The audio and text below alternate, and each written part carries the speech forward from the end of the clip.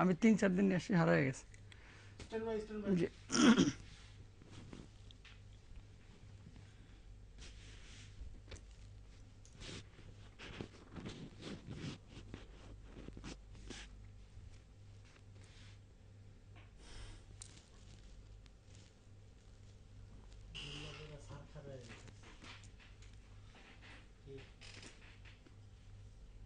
দেখি ঠিক আছে কি।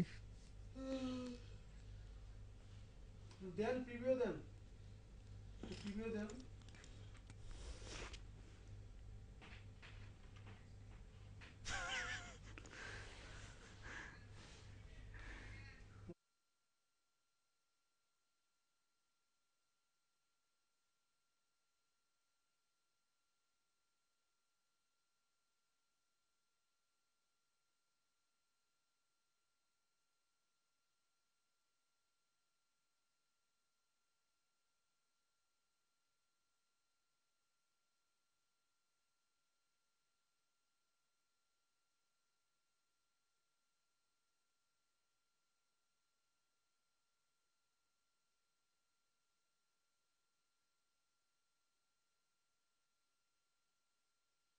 الصبح بدا من طلعته والليل دجى من وفرته। আসসালামু আলাইকুম রহমতুল্লাহি ওয়া বারাকাতুহু। সুপ্রিয় দর্শক, সবাইকে সাদর আমন্ত্রণ জানাচ্ছি পবিত্র মাহে রমাদান উপলক্ষে আরটিভির বিশেষ ইসলামিক আয়োজন দর্শকদের অংশগ্রহণের সরাসরি অনুষ্ঠান সেরা ওয়াটার ট্যাঙ্ক নিবেদিত আসিয়াম অনুষ্ঠানে powered by Elite Power Gold মেহেদি। সঙ্গে আছে আমি মোস্তাফিজুর রহমান। আর প্রতিদিনের ন্যায় আজকেও রয়েছেন আমার সাথে দুইজন বিজ্ঞ আলেমেদিন। আমাদের সাথে রয়েছেন বিশিষ্ট ইসলামী চিন্তাবিদ, শিক্ষাবিদ ও গবেষক, ইসলামিক মিডিয়া ব্যক্তিত্ব, আমাদের সকলের পরিচিত মুখ, হযরত মাওলানা মুফতি মোহাম্মদ কাজী ইব্রাহিম। আসসালামু আলাইকুম ওয়া রাহমাতুল্লাহি ওয়া বারাকাতুহু। ওয়ালাইকুম আসসালাম। মোহতারাম, ভালো আছেন? আলহামদুলিল্লাহ, আপনি ভালো আছেন? আলহামদুলিল্লাহ। এরপরে রয়েছেন বিশিষ্ট ইসলামী চিন্তাবিদ, বাংলাদেশ ইমাম সমিতির সম্মানিত সভাপতি হাফেজ মাওলানা মোহাম্মদ লুৎফর রহমান। আসসালামু আলাইকুম ওয়া রাহমাতুল্লাহি ওয়া বারাকাতুহু। ওয়ালাইকুম আসসালাম। মোহতারাম, কেমন আছেন? আলহামদুলিল্লাহ, আপনি ভালো আছেন? আলহামদুলিল্লাহ। প্রিয় দর্শক, আপনারা নিশ্চয়ই জানেন এই অনুষ্ঠানের মাধ্যমে আমরা জীবন ঘনিষ্ঠ বিভিন্ন বিষয় নিয়ে আলোচনা করার চেষ্টা করি, তুলে ধরার চেষ্টা করি কোরআন এবং সুন্নাহ ভিত্তিক বিভিন্ন বিষয়, যাতে করে দৈনন্দিন জীবনে আমরা আমাদের আমলগুলোকে আরও সুন্দর করতে পারি, শিরক এবং বিদআহ মুক্ত আমরা জীবনযাপন করতে পারি।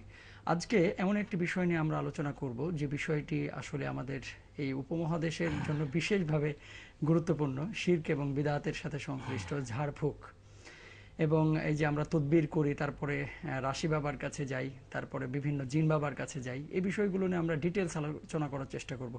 এ বিষয়ে যদি আপনারা প্রশ্ন করতে চান তাহলে স্ক্রিনে যে নাম্বারটি দেখতে পাচ্ছেন আপনারা সেই নাম্বারে কল করুন। ইনশাআল্লাহ কোরআন এবং সুন্নাহের আলোকে আমরা সেগুলো সমাধান দেওয়ার চেষ্টা করব।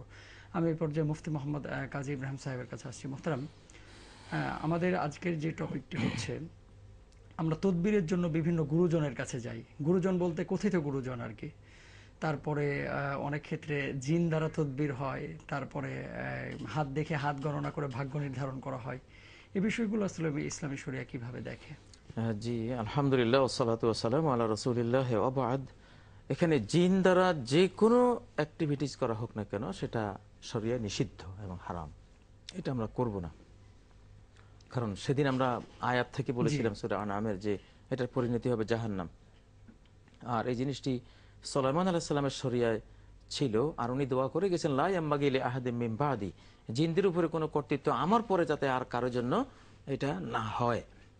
আল্লাহ তাআলা সেই দোয়া কবুল করেছেন, এবং এই জন্য নবীজিও কখনো জিনদের উপরে কোনো হস্তক্ষেপ তিনি করতেন না। তার পাওয়ার ছিল কিন্তু তবুও তিনি সেটা করতেন না, যেহেতু সুলাইমান আলাইহিস সালাম দোয়া করে গেছেন যে কিয়ামত পর্যন্ত আর কেউ যাতে এই কর্তৃত্ব না খাটায়। এটা একটা। আর একটা হলো হস্তরেখা গণনা এবং কোনো অঙ্কন করে কোনো সংখ্যা দিয়ে কিছু বের করা, এটা টোটালি কুফর। নবীজি বলেছেন মান আতা কাহিনান আও রাফান ফাসাদ্দাকাহু বিমা ইয়াকুল, যে ব্যক্তি কোনো গণকের কাছে, জ্যোতিষীর কাছে গেল, ফাসাদ্দাকাহু বিমা ইয়াকুল, সেই জ্যোতিষী বা গণক যা বলল সেটা সে বিশ্বাস করলো, ফাকাত কাফারা বিমা উনজিলা আলা মুহাম্মাদিন সাল্লাল্লাহু আলাইহি সাল্লাম, সে মুহাম্মদ সাল্লাল্লাহু আলাইহি সাল্লামের উপর নাজিল হয়েছে যে কোরআন এবং সুন্নাহ, এই কোরআন সুন্নাহর সাথে সে কুফরি করলো। যে ওই গণক বা জ্যোতিষীর কথা বিশ্বাস করলো।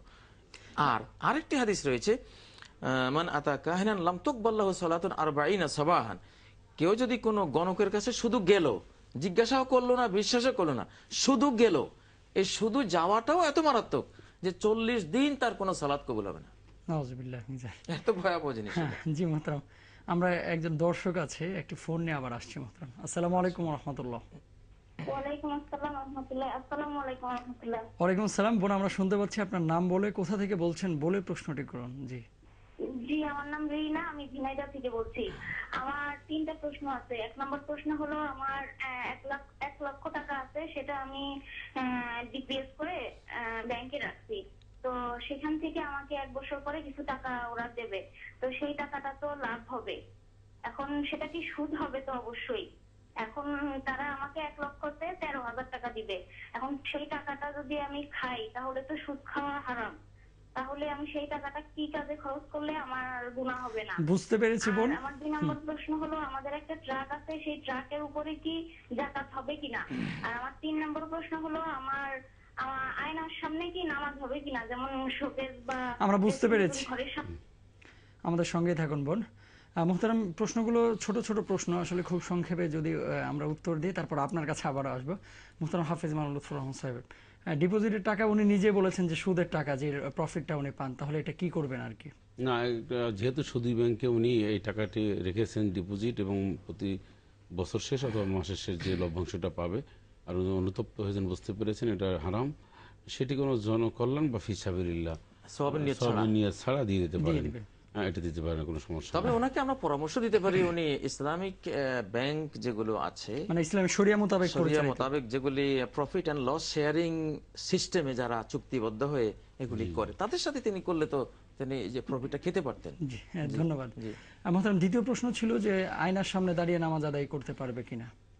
না, আয়নার সামনে দাঁড়াইয়া, এখন আয়না দাঁড়াইয়া নামাজ পড়তে অসুবিধা নাই যদি আয়নার দিকে না তাকায়, কারণ দাঁড়া দিতে হবে, তাকাইতে হবে সিজদার দিকে। আর নিজের ছবি যদি মোহতারাম আয়নার দিকে আবার প্রতিফলন ঘটে, প্রতিবিম্ব আয়না নিয়ে কোনো নিষেধাজ্ঞা নাই, বাকি তিনি যদি আয়না নিয়ে ব্যস্ত হয়ে পড়েন তাহলে তো সালাতের ক্ষতি হবে, সেটা যাতে না করেন। আর ট্রাকের যে জাকাতটা মোহতারাম, না, ট্রাকের উপর কোনো জাকাত আসবে না। আরেকটি বিষয়, উনি যেহেতু ডিপোজিটের প্রশ্ন করেন, ডিপোজিটের সাথে একটা রিলেটেড কোশ্চেন চলে আসে। কিছুক্ষণ আগে এক ভাই জিজ্ঞেস করেছেন যে ওনার 33 লক্ষ টাকা আছে ব্যাংকে আর কি, তো এটা ফিক্সড ডিপোজিট, এটার উপরে যে প্রফিট উনি নিচ্ছেন বছর বছর, এই টাকাটার উপরে জাকাত আসবে কিনা?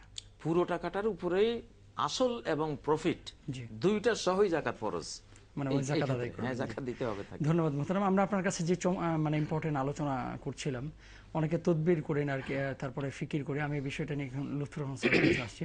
না, মুফতি সাহেব তো বলছেন। মোহতারাম, মুফতি সাহেব যেটা বলেছেন সেটা আবারও বলবেন ইনশাল্লাহ। আপনি যদি একটু বলতেন যে অনেক ক্ষেত্রে আমরা ইমাম সাহেবদের কাছে বাচ্চা নিয়ে যাই ঝাড়ফুঁকের জন্য বা পানি পড়ার জন্য, এটা কি শরীয়ত সম্মত কিনা? না, পানি পড়া, ঝাড়ফুঁক, এটা কিন্তু এটা কি অংশ কিন্তু শরীয়তের মধ্যে রয়েছে। ঝাড়ফুঁক পানি পড়া হ্যাঁ, ঠিক আছে। রাসূল আকরাম সাল্লাল্লাহু আলাইহি ওয়াসাল্লাম তিনি কিন্তু অনুমোদন দিয়েছেন।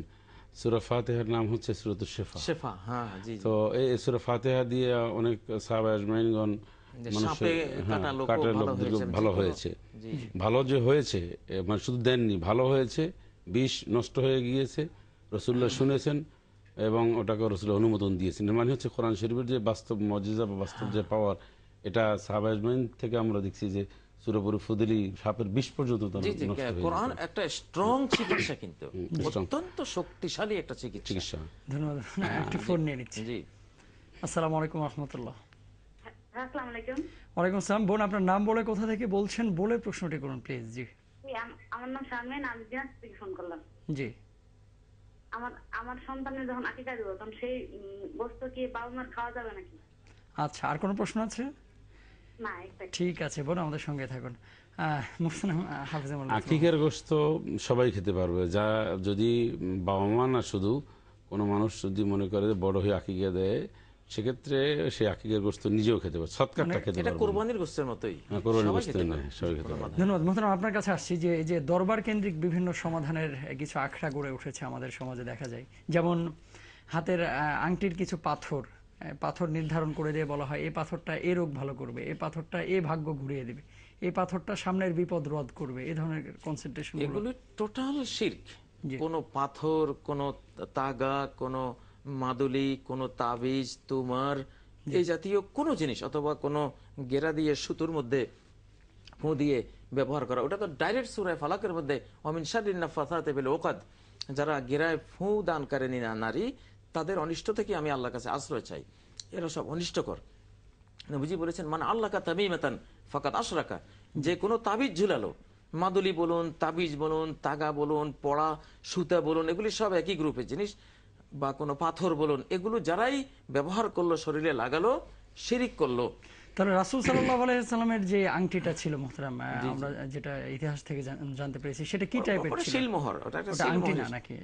ওটা শিলমোহর। উনি ওই যুগে, যেহেতু আমাদের এই যুগের মতো শিলমোহর ছিল না, ছিল না। তখন আংটিকেই শিলমোহর হিসেবে ব্যবহার করার রেওয়াজ ছিল, জি জি। রাষ্ট্রীয় কিন্তু এর অর্থ এই নয় যে এখন যে আংটি ব্যবহার করলে ভাগ্য ফিরিয়ে দিবে, তারপরে ব্যবসা বাণিজ্য মানে শনির দশা নাকি জি জি, এগুলি টোটাল শিরক। এখন মোহতারাম কেউ যদি আলটিমেটলি এই নিয়তটা ওইভাবে না করে, বিজ্ঞান যেহেতু কিছু কিছু ক্ষেত্রে বলতেছে যে কিছু তরঙ্গ আংটি ব্যবহার করতে তো অসুবিধা না, নেই। আংটি ব্যবহার করতে পারে, সেটা হলো রূপার আংটি, কোনো এমন কোনো বিশ্বাস করা যাবে না যে এখানে এই ভাগ্য পরিবর্তন হবে। সায়েন্স যদি এরকম কোনো বিষয় প্রেজেন্ট করে যে এই আংটিটা পড়লে তার একটা তরঙ্গ আছে, যেমন বিভিন্ন ধরনের তরঙ্গ আছে না, মাইক্রোওয়েভ তরঙ্গ আছে, তারপর ওটা অন্যান্য হলো ডাক্তারি ব্যাপার, সেটা কোনো যদি চিকিৎসামূলক কোনো কিছু থাকে ডাক্তাররা বলেন জি। এবং সুনির্দিষ্টভাবে সেটা না, বিষয়টা আমি সত্যতাভাবে আরেকটু বলেন, সেটা হলো অন্য share জিনিস। করতে চাই। বিজ্ঞান বলুক, চিকিৎসা বলুক, আর সায়েন্স বলুক, যেই বলুক না কেন, বিষয়টা তো শরীয়তের সাথে কন্ট্রাডিকশন হয়, তাহলে এটা বাতিল, সেটা বাতিল। ওটা বাতিল। জি। এখন মানে এই যে আকীদা তৈরি করা যে এই পাথর ভাগ্য পরিবর্তন করবে, ওই পাথর বিপদ থেকে মুক্তি দিবে, এই পাথর আমাকে এই করবে সে করবে, এগুলি টোটাল মিথ্যা কথা, ভুয়া কথা এবং বাজে কথা। যেটা আমরা বলি ওয়াল কাদরি খাইরিহি ওয়া শাররিহি মিনাল্লাহি তাআলা, ভাগ্য ভালো হোক মন্দ হোক, এগুলি টোটাল বিষয়টাই মিনাল্লাহি কোরআন কারীমে তাআলা। পরিষ্কার করে বলেছেন মা ইয়াফতাহিল্লাহু লিন-নাস মিন রাহমাতিন ফালা মুমসিকা লাহা ওয়া ইয়ামসাসকাল্লাহু বিদুররিন ফালা কাশিফা লাহু ইল্লা হু। কোন বিপদ বালা মুসিবত চাপাই দিলে তাকে রোধ করতে পারবে না, এটা আল্লাহর হাতে। মুহতারাম, আপনার কাছে আবারও আলোচনায় আসবো ইনশাআল্লাহ তাআলা। আমরা একটি ব্রেকে যাব এখন আর কি। প্রিয় দর্শক, দেখছেন আপনাদের প্রিয় অনুষ্ঠান সেরা ওয়াটার ট্যাঙ্ক নিবেদিত আসিয়াম, powered by Elite Power Gold মেহেদি। সময় হলো একটি বিরতির, ফিরছি একটু পরে, আশা করি আমাদের অপেক্ষায় থাকবেন ইনশাআল্লাহ তাআলা। بدا من طلعته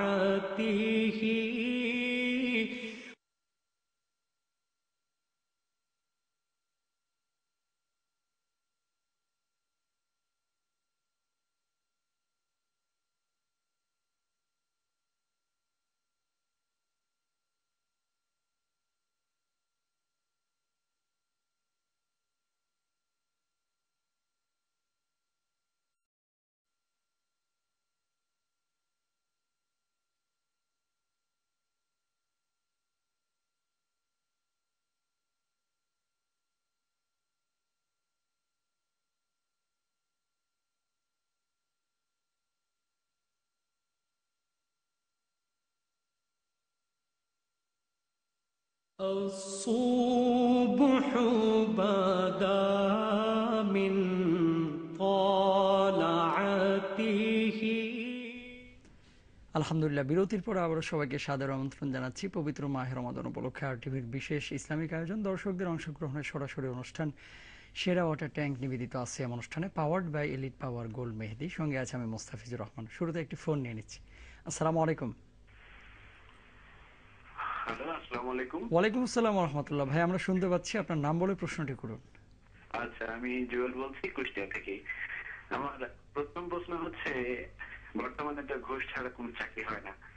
যদি আমি ঘুষ দিয়ে চাকরি নিই, সেক্ষেত্রে ঘুষ থেকে যে স্যালারিটা পাবো, যেমন হাই স্কুলের চাকরি অথবা প্রাইমারি স্কুলের চাকরি, সেক্ষেত্রে সেই চাকরিটা বেতনটা হালাল হবে না হারাম হবে? আর দ্বিতীয় প্রশ্ন হচ্ছে, ইসলামে জন্ম নিয়ন্ত্রণের কোন পদ্ধতি হারাম না হালাল? যদি হালাল হয়ে থাকে তাহলে কোন পদ্ধতিটা হালাল? ধন্যবাদ ভাই, চমৎকার দুটি প্রশ্ন করার জন্য। আমাদের সঙ্গেই থাকুন ইনশাআল্লাহ। মোহতারাম, চমৎকার দুটি প্রশ্ন। ঘুষ তো এখন যেন একটা সামাজিক বিধান হয়ে দাঁড়িয়েছে আর কি, এটা না হলে এই কাজটি হবে না।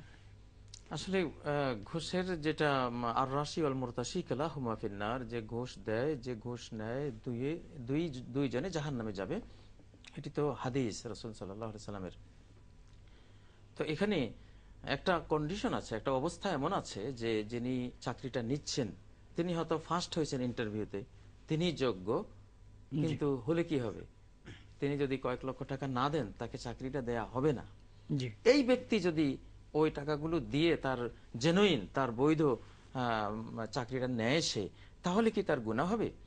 এই ক্ষেত্রে ওলামায়ে কেরাম বলেছেন প্রথম শর্ত হলো তার জিনিসটা তার জন্য বৈধ হতে হবে জি এবং তারই পাওনা হতে হবে, এবং সে টাকা না দিলে তাকে তার ন্যায্য পাওনা থেকে বঞ্চিত করা হবে। এমন যদি কন্ডিশন হয় তাহলে সে যদি বাধ্য হয়ে টাকাগুলো দেয়, ঘুষ দেয়, আর নিজের বৈধ চাকরিটা সে নেয়, তাহলে তার কোনো গুনাহ হবে না। যারা নিয়েছে গুনাহটা হবে তাদের। কিন্তু সে নিজে যোগ্য নয়, তার পাওনাও নয়, সে টাকা দিয়ে টাকার জোরে সে পদবিটা নিয়েছে, এটা কিন্তু যিনি নিয়েছেন তিনিও মহাপাপী, যিনি দিয়েছেন তিনিও মহাপাপী। যেমন আমরা দেখি যে ফর এক্সাম্পল পুলিশের চাকরি অনেক ক্ষেত্রে বা প্রশাসনিক যে কোনো চাকরি হতে পারে, বা মেডিকেল কলেজে কমন হয়ে গেছে, মানে এক কথায় যে কোনো চাকরি। তাহলে সেক্ষেত্রে তো কম্পিটিশনের কোনো ওয়ে থাকে না, দেখা যাচ্ছে টাকার ভিত্তিতে সেটা কি সম্পূর্ণ হারাম হয়ে যাবে ঘুষ দেওয়া নেওয়া? জি, যদি তিনি শুধু টাকার উপরে ভিত্তি করে যদি জিনিসটা নেন তাহলে তো অবশ্যই সেখানে এটা অবৈধ হবে। জি, আর দ্বিতীয় যে কোশ্চেনটা ছিল এটা ইম্পর্টেন্ট একটা বিষয়, জন্ম নিয়ন্ত্রণ একসময় ছিল আমেরিকা, আমি যতদূর জানি America, Europe, Australia, Japan, Thailand, Singapore এইসব দেশে এখনো জন্ম নিয়ন্ত্রণ নাই, পার্লামেন্টে আইন করে অবৈধ করা হয়েছে। ইউরোপের তো এখন সবচেয়ে মুখরোচক স্লোগান যত সন্তান তত লাভ। তাদের বিমানবন্দরে, তাদের বিভিন্ন আপনার দর্শনীয় স্থানে তারা এখন বিজ্ঞপ্তি দেয় যে আমাদেরকে আরেকটা বাচ্চা দাও। তারা এতটা এখন জিরো পপুলেশন গ্রোথ সারা বিশ্বে এখন যেটা সবচেয়ে মহামারীর রূপ নিয়েছে, আশঙ্কাজনক যে এখন জনসংখ্যার বৃদ্ধি শূন্যের কোটা চলে গেছে ওদের, জন্ম নিয়ন্ত্রণের অভিশপ্ত এই কাজ করতে করতে। ফলে ফ্রান্স বলছে যে দ্বিতীয় সন্তান যে মা দেবে তাকে মাসে 55,000 টাকা করে বেতন দেওয়া হবে শুধু দ্বিতীয় সন্তানটা দেওয়ার কারণে। রাশিয়ার পুতিনও ঘোষণা করেছেন আমি 50,000 টাকা করে দেব যদি কোনো মা দ্বিতীয় সন্তান। আমাদের দেশের প্রেক্ষাপটে কি দাঁড়াচ্ছে? এটা মুসলমানদের সংখ্যা ধ্বংস করার জন্য অমুসলিম কিছু মুসলিমদের শত্রু বুদ্ধিজীবীরা আমাদেরকে এই ভুয়া জিনিস জুজুমুড়ির ভয় দেখাচ্ছে, তোমার জনসংখ্যার বিস্ফোরণ হয়ে গেছে এগুলো। মানে সম্প্রতি ভারতের এক মন্ত্রী বলেছেন ভারতের প্রতিটি হিন্দু মা 4টা করে সন্তান কমপক্ষে দিতে হবে, নাহলে মুসলমান ভারত হিন্দুদের সম পরিমাণ হয়ে যাবে। সারা বিশ্বে এখন জনসংখ্যা বৃদ্ধির যে জোয়ার এখন চেষ্টা চলছে, আমার মনে হয় সেদিকে কোরআন বলছে যে তাদ খাসির আল্লাযিনা কাতালু আওলাদাহুম সাফাহাম বিগাইরি ইলম, সূরা আনামের 140 নম্বর আয়াত। ওই জাতি ভ্যানিশ হয়ে যাবে, বিনাশ হয়ে যাবে যারা তাদের অজ্ঞতা, জ্ঞানহীনতার কারণে সন্তান হত্যা করার মতো কাজ যারা করেছে, এরা ইতিহাস থেকে মুছে যাবে। দারিদ্রতার কারণে যে সন্তানগুলো হত্যা করা হয়, ভ্রূণ নষ্ট করা হয়, সে বিষয়ে এটা তো আল্লাহর উপরে ভরসার মারাত্মক অভাব। রাজ্জাক তো আল্লাহ, রিজিক দেখুন, মায়ের কোলে যতদিন সন্তান আসে না এক ফোঁটা দুধও কিন্তু আসবে না। যেদিন সন্তান আসলো সেদিন এই জোয়ারটা কে বইয়ে দিলেন? সন্তান আসে তার রিজিক সহ আসে। একজন মুসলিমকে আকীদা রাখা ফরজ তার উপরে। ধন্যবাদ মোহতারাম। আমি হাফেজ মাওলানা লুৎফর রহমান সাহেবের কাছে আসছি। মোহতারাম, এক্ষেত্রে অনেকেই বলে যে আমাদের দেশ ছোট, স্থান সংকুলন হবে না বা জায়গা নাই, ফসলি জমি নষ্ট হবে। আপনি কি মনে করেন? আমরা তো দেখছি যে অন্যদিকে আবার ফসলি জমান আরো জন্ম নিচ্ছে। বাংলাদেশে 56,000 বর্গ মাইল দেখবেন কত জায়গায় মাইলের পর মাইল রয়েছে, ফসলাদি তেমন হচ্ছে না, মানুষজন নাই। আমার তো কম হলে অভিজ্ঞতা রয়েছে। তো কে বলেছে যে আমাদের দেশটা ছোট? আমাদের দেশটা এখনো অনেক মানে জনগণ বা মানে মানুষ বসবাস করার যথেষ্ট জায়গা রয়েছে। আর সবচেয়ে কি জানেন, মানুষ যখন তার নিজের হাতে তার থাকার, বাসস্থানের, চিকিৎসার, খাদ্য সামগ্রী নিজের হাতে যখন নিয়ে নেয়, তখনই এরকম আল্লাহ পাক। আর সামনে তো বিষামুক্ত বিশ্বের আন্দোলন চলছে, সারা পৃথিবীর জায়গা খালি পড়ে আছে। যেই হারে জন্ম নিয়ন্ত্রণ করে তারা মানে শূন্য কোঠায় চলে গেছে। তাদের জন্ম হয় বছরে 2 লাখ এক রাষ্ট্রে, মারা যায় 20 লাখ। তারা হিসাব করতেছে আগামী 1 দশক পরে তো দেশের লোকে থাকবে না।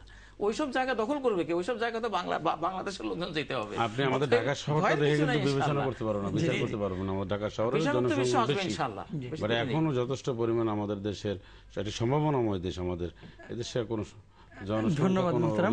আমরা মুফতি মোহাম্মদ কাজী ইব্রাহিম সাহেবের কাছে আসছি। মোহতারাম, অনেক ক্ষেত্রে আমরা এই প্রশ্নটা আসবে একজন দর্শকের ফোন নিয়ে ইনশাআল্লাহ। আসসালামু আলাইকুম ওয়া রাহমাতুল্লাহ। ওয়ালাইকুম আসসালাম। ভাই আপনার নাম বলে দ্রুত প্রশ্নটা করুন, অনুষ্ঠানের শেষ প্রান্তে চলে আসুন। জি, আচ্ছা, আমাদের 3 ভাইয়ের আলাদা আলাদা মানে ভাবিদের স্বর্ণ আছে 7 ভরির উপরে, কিন্তু আলাদা ভাবে আমার আছে 3 ভরি। আমি চাকরিজীবী, আমার ওয়াইফ চাকরিজীবী। এখন কি এই সোনার টাকা দিতে হবে? আচ্ছা, আপনার কি যৌথ ফ্যামিলি না এক পৃথক ফ্যামিলি ভাই? হ্যাঁ, আমরা এমনিতে বাসা নিয়ে আলাদা থাকি, কিন্তু যৌথ ফ্যামিলি। আচ্ছা মোহতারাম, এই প্রশ্নটি। মহিলার স্বর্ণ আর পুরুষের স্বর্ণ কিন্তু হুকুম ভিন্ন। মহিলার স্বর্ণ যদি 85 গ্রাম হয়, 7.5 ভরি হয়, তখন জাকাত স্টার্ট হবে। কিন্তু পুরুষের স্বর্ণ তো অলংকার না, যেহেতু পুরুষের জন্য স্বর্ণালংকার হারাম, তার ওটা ব্যবসা পণ্য। তার ওই স্বর্ণ 3 ভরি যদি সাথে আরো টাকা পয়সা থাকে, মিলিয়ে তিনি সেখানে জাকাত তাকে দিতে হবে। সেটা 7.5 ভরি কোনো শর্ত সেখানে থাকবে না। এখন 3 ভাইয়ের ওয়াইফদের স্বর্ণ যদি একত্রিত মিলিয়ে নিসাব পরিমাণ হয়, তাহলে জাকাত হবে না, হবে না। ওটা আলাদা আলাদা মালিকানায় 7.5 ভরি করে হতে হবে। জি, ধন্যবাদ মোহতারাম। আমরা অনুষ্ঠানে একেবারে শেষ প্রান্তে চলে এসেছি। মোহতারামের কাছে আসবো, একটি বিষয় আপনার কাছে জানতে ইচ্ছে করছে যে আমাদের গ্রাম্য অঞ্চলে বিশেষ করে দেখা যায় যে ঘর বন্ধ করা, শরীর বন্ধ করার জন্য কিছু তদবির করা হয়। যে জিন এসছে, তারপরে জিনে ধরেছে বলে তাকে ঝাড়ু পেটা করা হয়। এই বিষয়গুলো শরীয়ত সম্পর্কে। ঝাড়ু পেটা করা বা কোনো রেখা বা কোনো কুণ্ডলি পাকিয়ে কিছু করা, এগুলি টোটালি শিরকের অন্তর্ভুক্ত। যেটা বৈধ সেটা মান করা আয়াতুল কুরসি বাস কানা আলাইহি মিনাল্লাহি হাফিজ ওয়ালা ইয়াকরাবুহু তিলকাল শাইতানুন, যে কেউ যদি আয়াতুল কুরসি পড়ে তার গোটা বাড়ি বন্ধ হয়ে গেল। ওই রাত একজন ফেরেশতা নাইট গার্ড তার জন্য আল্লাহর পক্ষ থেকে নিয়োজিত থাকবেন। কোন জিন, কোন শয়তান পুরো রাত তার বাড়িতে ধন্যবাদ।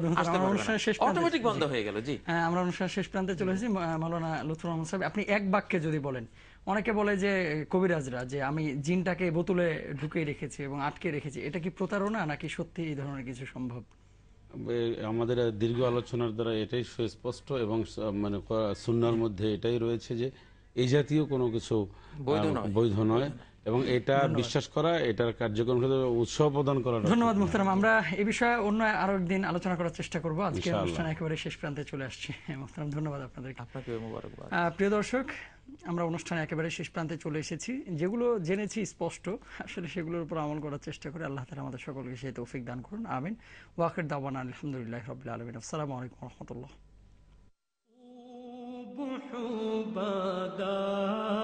من طالعته والليل